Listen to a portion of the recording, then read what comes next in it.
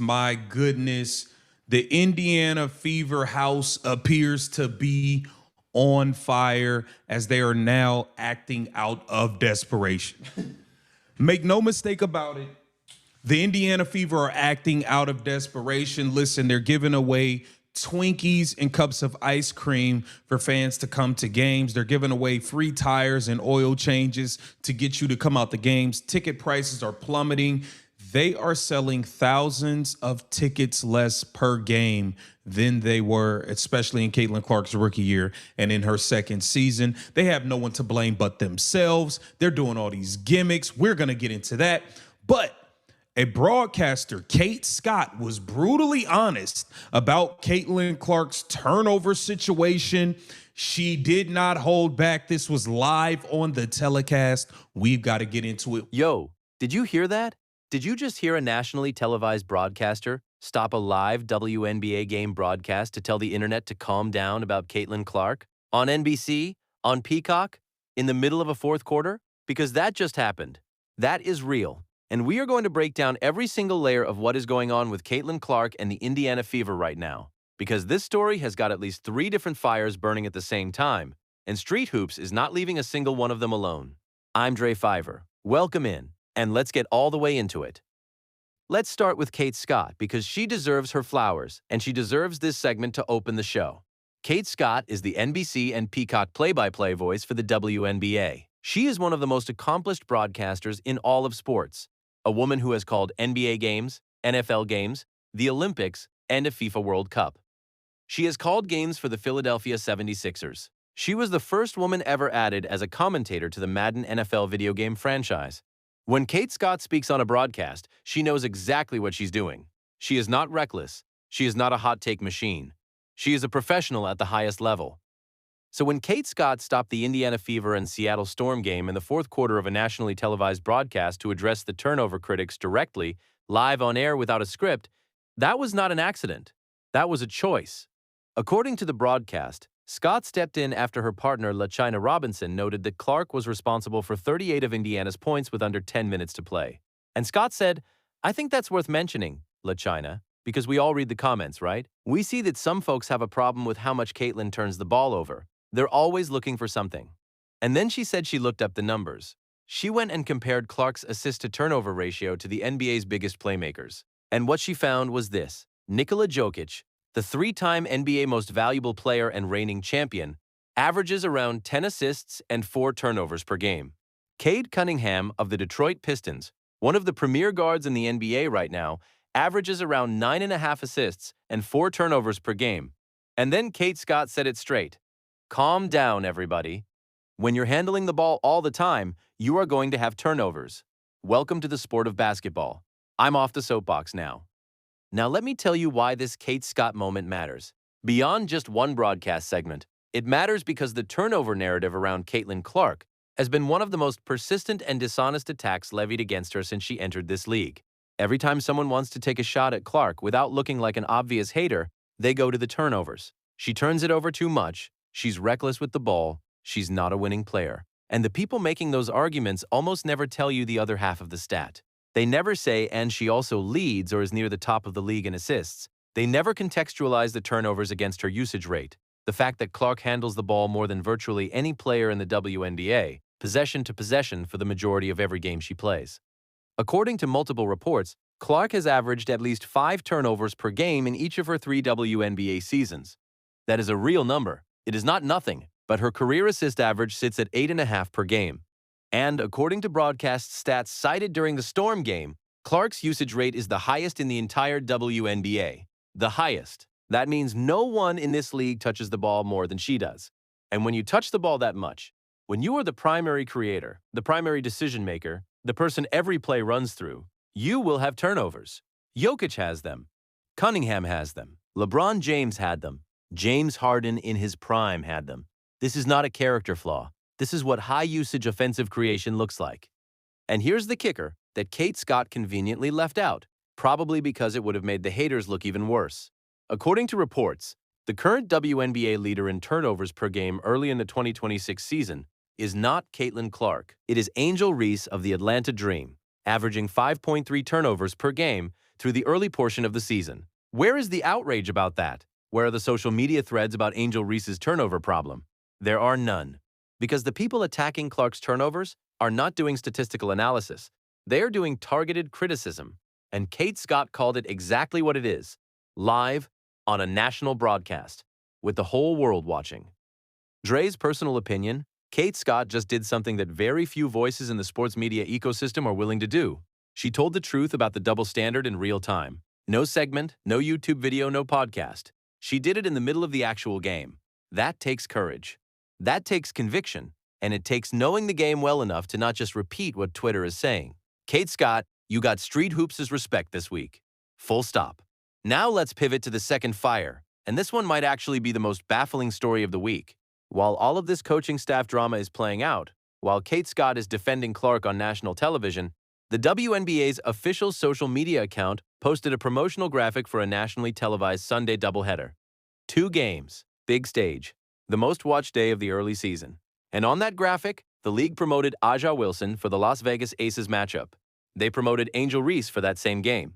Good, fine, those are stars. That makes sense. And then for the Indiana Fever versus Seattle Storm game. The game featuring the single most commercially valuable player in the history of this league, the woman who generated more television ratings, more ticket sales, and more merchandise revenue than anyone before her. The WNBA chose to put Raven Johnson on that graphic. Raven Johnson, a first-round pick out of South Carolina in the 2026 draft, a rookie averaging, according to multiple reports, 1.3 points per game in 7 minutes of playing time.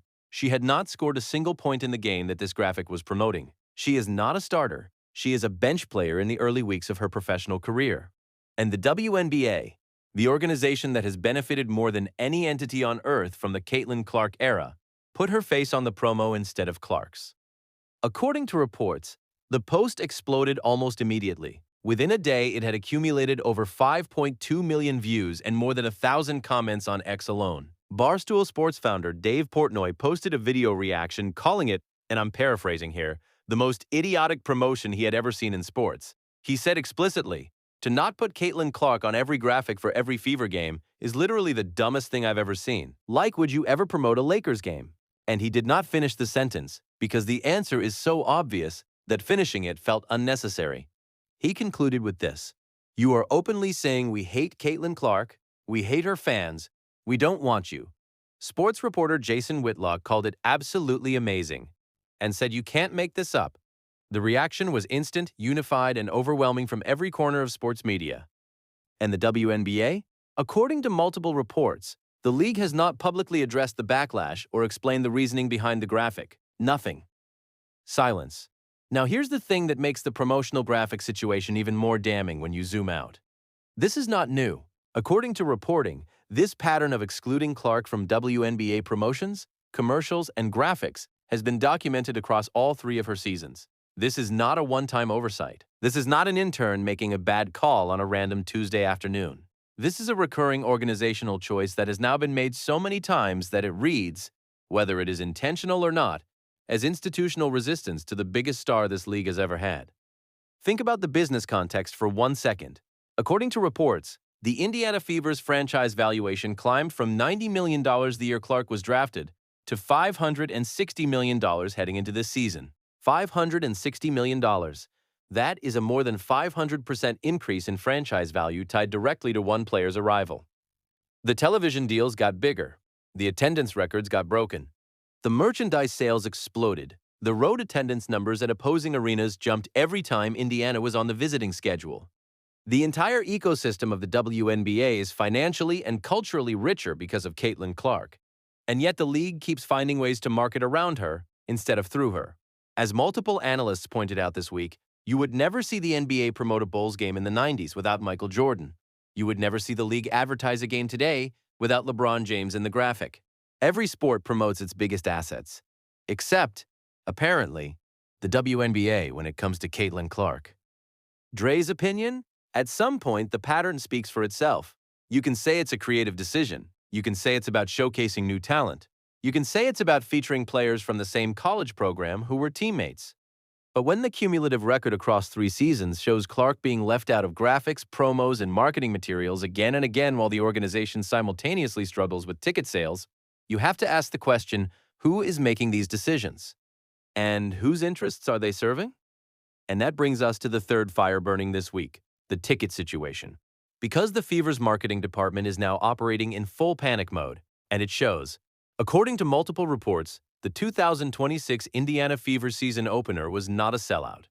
That sentence should feel shocking, because this is the franchise that set an all-time WNBA attendance record in 2024, Clark's rookie year, averaging over 17,000 fans per game and posting a single-season total home attendance of 340,000 people that no WNBA team in league history had ever reached.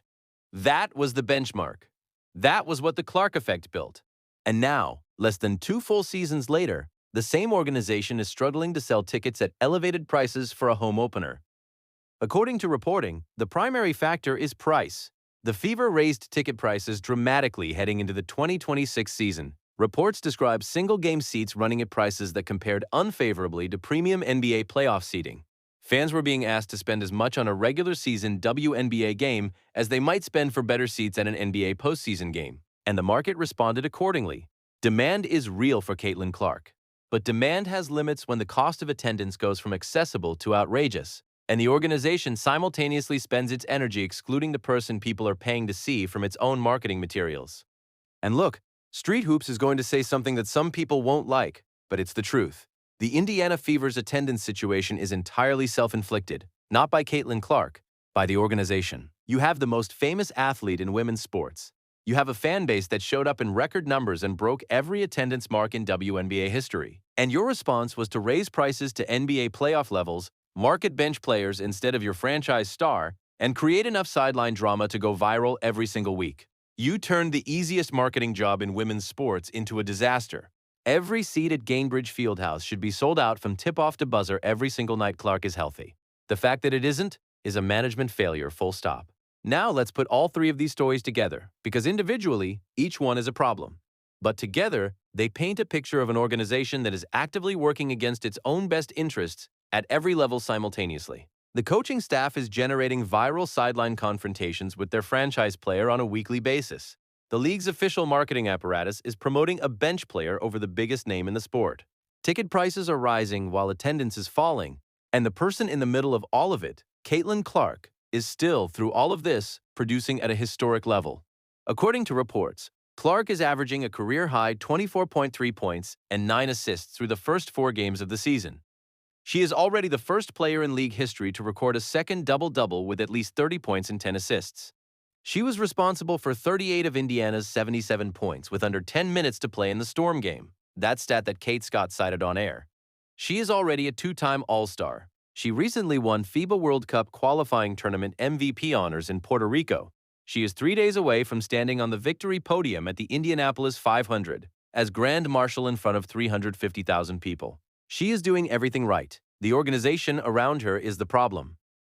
And here's the thing that people in the media keep dancing around, but Street Hoops is going to say directly, the WNBA had a historic commercial moment handed to it by one player. One player changed the financial trajectory of the entire league.